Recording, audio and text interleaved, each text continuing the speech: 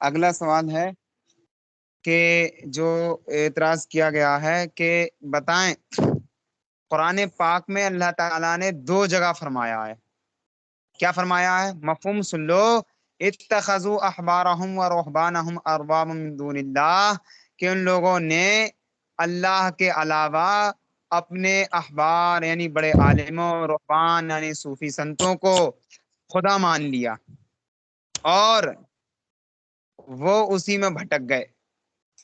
فَإِن تَنَازَعْتُمْ، تو اے مسلمانوں تم اگر کسی چیز میں الجھ جاؤ یا کسی چیز میں جو ہے اختلاف ہو جائے یا کوئی میٹر آن پڑے تو اللہ اس کے رسول سے ہی پوچھنا، کسی اور سے رجوع مت کرنا۔ یہ اللہ نے فرمایا کہ اللہ رسول سے پوچھنا، یعنی کہ یا تو کتاب اللہ سے یا سنت رسول اللہ سے ہمیں مسئلے نکالنا چاہیے۔ پھر یہ عالم کہاں سے بیچ میں آ گئے، یا پھر امام بیچ میں کہاں سے آ گئے، یا پھر یہ تمہارے جو امام اعظم یا کہہ سکتے ہیں مقلد مطلب جن کی ہم تقلید کرتے ہیں، مقلد مطلب جو تقلید کرتے ہیں، تو یہ مقلد جو ہیں تمہارے، یہ کہاں سے آ گئے کہ تقلید کرو تقلید کرو؟ اللہ اور رسول کی بات مانو۔ اللہ صاف فرماتا ہے فَإِن تَنَازَعْتُمْ فِي شَيْءٍ فَرُدُّوهُ إِلَى اللَّهِ وَرَسُولِهِ، کہ اللہ اور اس کے رسول سے پوچھو، اس کے سوا کسی سے نہیں۔ ایک اعتراض، کتنا کرا اعتراض ہے دیکھیں آپ۔ اور دوسری دلیل یہ پیش کرتے ہیں فَإِنَّ هَذَا صِرَاطِي مُسْتَقِيمًا فَاتَّبِعُوهُ وَلَا تَتَّبِعُوا السُّبُلَ فَتَفَرَّقَ بِكُمْ، یہ میرا راستہ بالکل سیدھا ہے، تم اسی کی اتباع کرو، تم اسی کی مطلب اسی کے پیچھے چلو اور اپنے راستے مت نکالو حتیٰ کہ تم بھٹک جاؤ۔ اپنے اب مائک کو میوٹ کریں سب لوگ، یہ تو غلط بات ہے نا، میں پڑھا رہا ہوں اور آپ لوگ دھیان نہیں دے رہے ہیں اس چیز پہ۔ دھیان نہیں دے رہے تو احساس نہ ہونے دینا کہ دھیان نہیں دے رہے ہیں۔ بند رکھیں مائک کو، کسی کو احساس نہیں ہوگا کہ دھیان دے رہے ہیں یا نہیں دے رہے ہیں۔ خیر کہ فتفرق بکم، کہ تم جو ہے الگ الگ راستے نکالو گے اس رام میں تو بھٹک جاؤ گے، فتفرقہ الگ الگ اور جدا جدا چلے جاؤ گے۔ یہ دوسرا سوال، وہ دوسرا اعتراض ہے۔ اگلا 3 آیتیں پیش کی، قالوا بل نتبع ما الفینا علیہ آباءنا، ہم تو وہی مانیں گے جو ہمارے باپ دادا کر کے گئے ہیں، یعنی جس پر ہمارے باپ دادا چلے ہیں ہم اسی راہ کو اپنائیں گے، ہم تمہارے راستے پر نہیں چلیں گے۔ تو دیکھو قرآن پاک میں صاف صاف 3 دلیلیں موجود ہیں اس تعلق سے کہ بس وہی مانو جو قرآن اور حدیث میں موجود ہے۔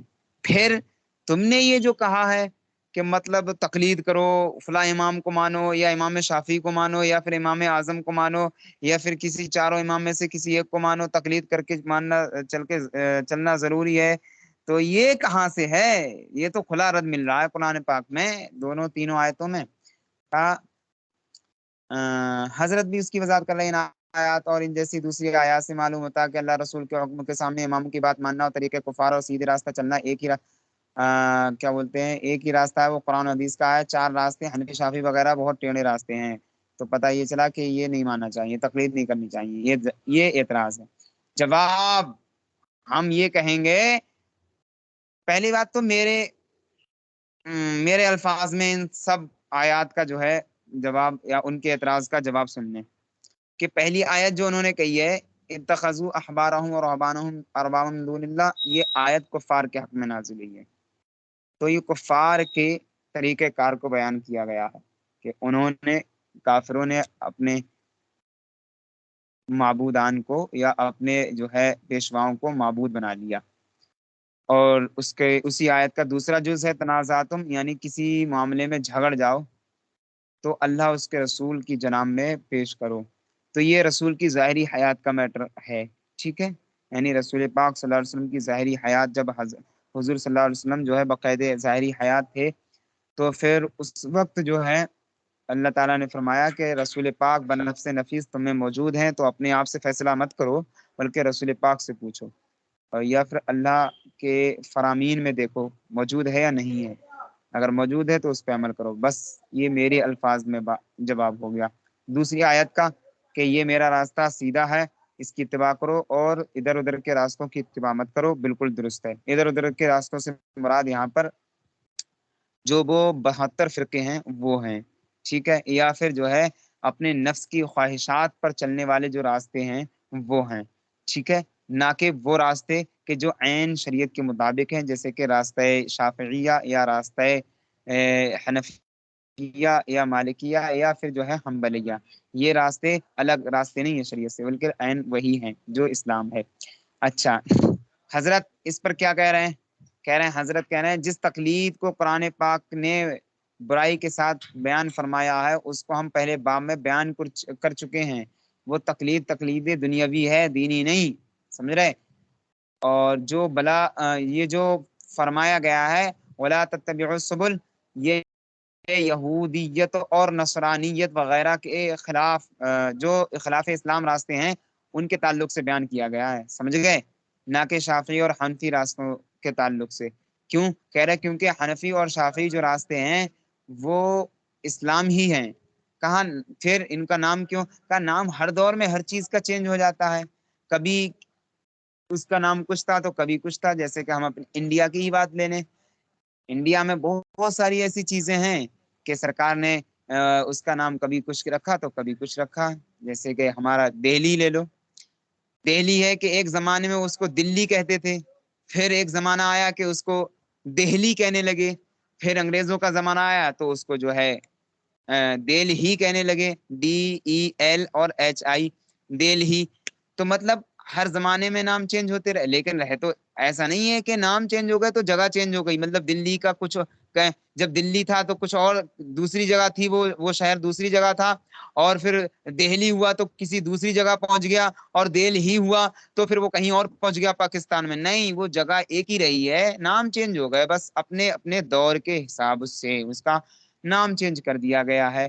اور پھر ایک زمانہ یہ آیا یعنی اس وقت کا کہ اسے دہلی بھی بولتے ہیں، دلی بھی بولتے ہیں، دہلی بھی بولتے ہیں، اور سب کچھ بولتے ہیں اس کو، ہے نا؟ اور شہر سلاطین بھی بولتے ہیں اس کو. مطلب کہنے کا یہ ہے کہ کوئی ایسی چیز جس کے الگ الگ نام ہوں تو اس کا مطلب یہ نہیں ہوتا ہے کہ مطلب وہ نام الگ الگ ہیں تو وہ چیز بھی الگ الگ ہے. زمانے ممکن ہے زمانے کے اعتبار سے اس کے نام چینج کر دیے گئے ہوں. تو یہی ہے کہ مطلب حنفی شافی سب ایک ہی چیز ہیں، سمجھ رہے؟ کہا پھر الگ الگ کیوں؟ کا مطلب یہ ہے کہ وہی بلکہ اسٹیشن کے ایک ہی اسٹیشن ہے، اس کی 4 سڑکیں ہیں، یا ایک ہی دریا ہے اس کی 4 نہریں ہیں، جو ہمیں اوپر بیان کر دیا تھا. ورنہ پھر تو غیر مقلد کی جماعتیں بھی ثنائیہ اور غزنویہ کا بھی حکم چینج ہو جائے گا کہ انہوں کہتے ہیں جماعتوں میں بھی انہوں نے نام رکھ لیے ہیں کہ یہ جماعت ثنائی ہے. ثنائی مطلب جو یہ جماعتوں میں انہوں نے الگ الگ نام رکھ لیے گئے، ٹھیک ہے. دوسری جماعت ہوتی ہے، دوسری جماعت جو پیچھے سے جاتی ہے وہ جماعت ثنائی کہلاتے ہیں. پھر غزنبی جماعت وہ ہوتی ہے، شاید مجھے دھیان آتا ہے کہ جو بہت سارے لوگ اجتماع کے بطور اکٹھا ہو کر کے جاتے ہیں. خیر، مطلب انہی جماعتوں کے نام ہیں کہ جماعتی لوگ جو ہے ادھر ادھر پڑاؤ ڈالتے ہیں، کبھی اس مسجد میں کبھی اس مسجد میں، تو کبھی 40 لوگ جاتے ہیں، کبھی جو ہے 50 لوگ، کبھی 30 لوگ، تو اس میں ہی مقدار کم زیادہ ہوتی ہے، اس کے نام رکھ لیے گئے ہیں. ٹھیک. کہا پھر یہ بھی تو غلط ہو جائے گا. کہا کیسے غلط ہو رہا ہے یہ؟ کہا غلط نہیں ہو جائے گا کہ مطلب تم نے ہم مطلب وہ جماعت جو ثنائی ہے وہ غزنوی کیسے ہو سکتی ہے، اور جو غزنوی جماعت ہے وہ ثنائی کیسے ہو سکتی ہے نا؟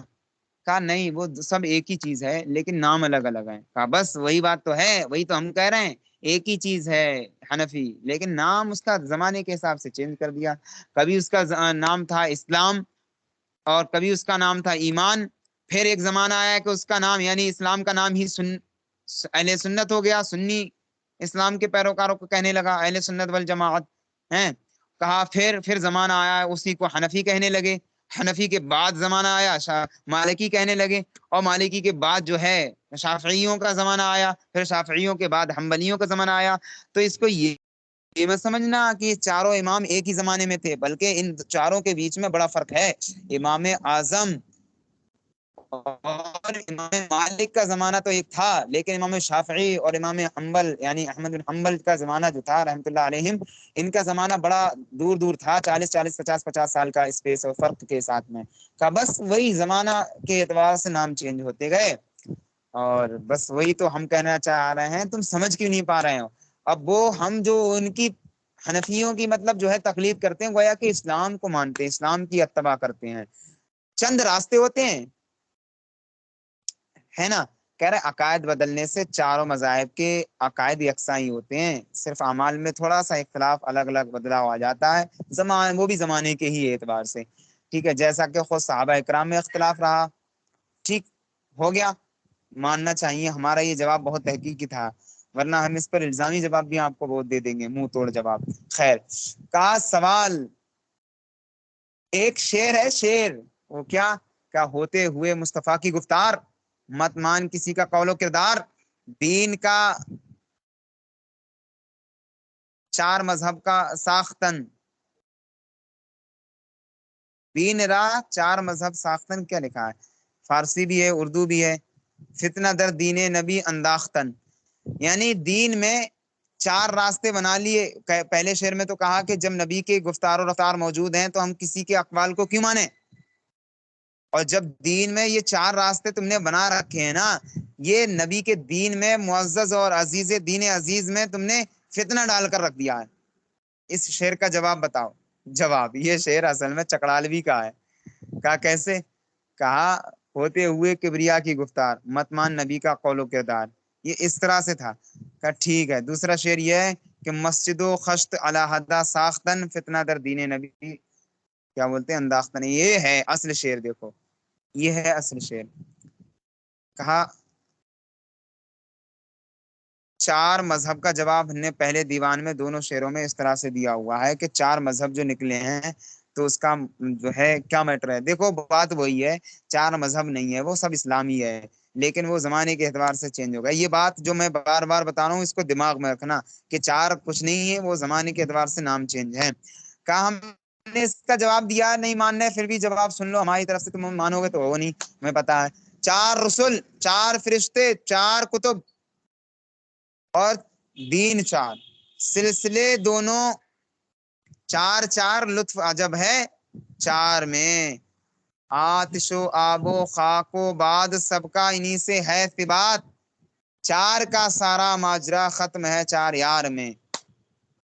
مطلب وہی کہنا چاہ رہے ہیں کہ اسلام میں چار کی گنتی بہت پسندیدہ ہے، اللہ کو بہت پسند ہے چار کی گنتی، چار کا عدد تو خدا کو بڑا ہی پیارا ہے، کتابیں بھی چار بھیجی ہیں، دین بھی چار ہی بنائے، انسان کا خمیر بھی چار ہی چیزوں سے مرکب کیا گیا ہے، جب مقصود کے چاروں راستے گھر کر گئے تو پھر وہاں پہنچنا ناممکن، کیونکہ راستے چار ہی ہوتے ہیں، خانہ کعبہ کے ارد گرد چار ہی اطراف ہیں نماز پڑھنے کے لیے، مگر رخ سب کا کعبہ ہی ہوتا ہے، ایسے حضور تو کعبہ ایمان ہے نا، جب کعبہ ایمان ہے تو چاروں مذہبوں نے چاروں راستے اپنے اپنے لے لیے، وہابی کس راستے سے وہاں پہنچیں گے؟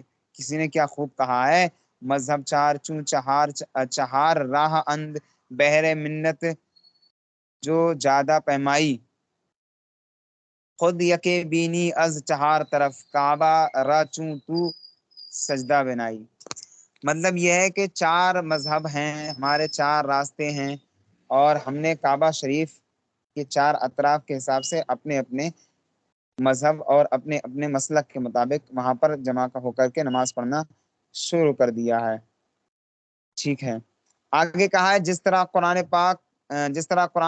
پاک کے ہوتے ہوئے حدیث کی ضرورت ہے، اسی طرح حدیث کے ہوتے ہوئے فقہ کی ضرورت ہے۔ یہ فقہ کیا ہے؟ کہا یہ ایک مہارت ہے، اس مہارت کی ضرورت ہے۔ کہا یہ کس کے پاس ہوتی ہے؟ تو کہا ہم وہی تو کہنا چاہ رہے ہیں، یہ سب کو تھوڑی ملتی ہے، یہ محدثین اور مجتہدین کو ملتی ہے۔ کہا اچھا، فقہ قرآن و حدیث کی تفسیر کا نام ہے، اور جو حکم کے ہم کو نہ حدیث میں ملے اور نہ قرآن میں، اس کو فقہ ہی بیان کرتا ہے، اس چیز کو فقہ بیان کرتا ہے۔ کہا اچھا ٹھیک ہے، اگلا اعتراض ہم پڑھ لیتے ہیں، بتائیں تقلید میں غیر خدا کو اپنا حکم بنانا ہے، حکم بنانا ہے، حکم مطلب اپنا فیصل بنانا ہے، اور یہ شرک ہے، لہذا تقلید شخصی شرک ہے۔ رب تعالیٰ فرماتا ہے ان الحکم الا للہ، حاکم جو ہوتا ہے وہ اللہ ہی ہوگا، فیصلہ کرنے والا، یعنی حکم صرف اللہ ہی کی طرف سے ہوگا۔ تو جب حکم اللہ ہی کی طرف سے ہوگا تو ہم کسی محدث، کسی مجتہد کی بات کو دلیل بنا کر کے کبھی اس کو سنگسار کروا رہے ہیں، کبھی کچھ کروا رہے ہیں مسلمانوں کو، کبھی یہ کیوں کریں ہم؟ اللہ تعالیٰ نے صاف صاف فرما دیا ہے کہ الزانیۃ والزانی فاجلدوا کل واحد مئۃ جلدہ، یعنی کہ زانی زانیہ سب کو جو ہے کوڑے مارے جائیں۔ تو کبھی تم کہہ رہے ہو کہ مطلب سنگسار ہوگا، کبھی سنگسار نہیں بتا رہا، کبھی کچھ اس طرح کے حکام کا، یہ سب خرافات کی بات ہے بلا وجہ۔ جواب سنو، اگر غیر خدا کو حکم یا پنچ بنانا شرک ہے تو سنو، حدیث ماننا بھی شرک ہو جائے گا۔ کیسے؟ بھی بتاتے ہیں۔ سارے محدثین اور مفسرین بھی مشرک ٹھہریں گے، کیونکہ حدیث پاک میں جو ہے، یعنی ترمذی، ابو داؤد، مسلم وغیرہ، یہ سارے حضرات مقلد ہیں۔ اچھا، یہ سارے کے سارے مقلد ہیں، مطلب یہ جو ترمذی والے ہیں یا ابو داؤد والے ہیں، سیاہ ستہ کی جو حدیثیں ہیں نا، یہ بھی مقلد گزرے ہیں۔ امام کیا بولتے ہیں، امام بخاری کو تم مانتے ہو؟ کہا ہاں مانتے ہیں۔ امام بخاری بھی تو شافعی ہیں، پھر کیا کہو گے؟ کتاب پڑھنا مشکل ہو جائے گی، کتاب پڑھنا بخاری شریف، وہ بھی تو مقلد ٹھہریں گے۔ کیسی اندھی تقلید کر رہے ہو؟ کچھ تو سوچ لیا کرو اعتراض کرنے سے پہلے۔ کہا امام بخاری وغیرہ مقلد، یہ سنو، امام بخاری وغیرہ مقلدوں کے شاگردوں، دیکھو تو شرح بخاری وغیرہ۔ ہم نے دیوان سالک میں اس سوال کا جواب بہت اچھا دیا ہے۔ کہا دیوان سالک یہ حضرت کا نعتیہ دیوان ہے، جیسے کہ ہدایہ کی بخشش ہے، ایسی حضرت کا ہے دیوان سالک۔ اس میں بڑا زبردست بہت اچھے اچھے کلام لکھے ہوئے ہیں۔